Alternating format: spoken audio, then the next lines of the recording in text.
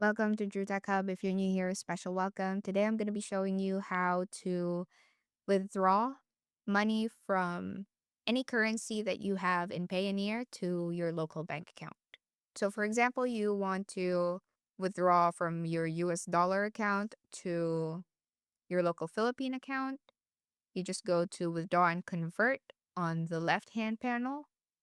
You press withdraw to bank. You're going to be asked where you want to withdraw from, which wallet you want to withdraw from. So your USD wallet, you press next, and you are going to be asked where the money will be deposited to. So let's say I want to put it to this bank account.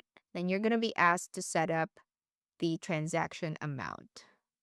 So you just put in the withdrawal amount from your USD account. It's going to be converted automatically to how much money it would be. Let's say in this case, Philippine pesos.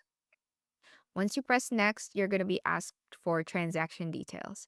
So you could put it for payment for VA services, payment for travel, payment for home expenses, and then you're going to be asked to review those transactions. And once all the details look good, then you confirm, and then you're going to be transferring your money from a currency to your local bank account.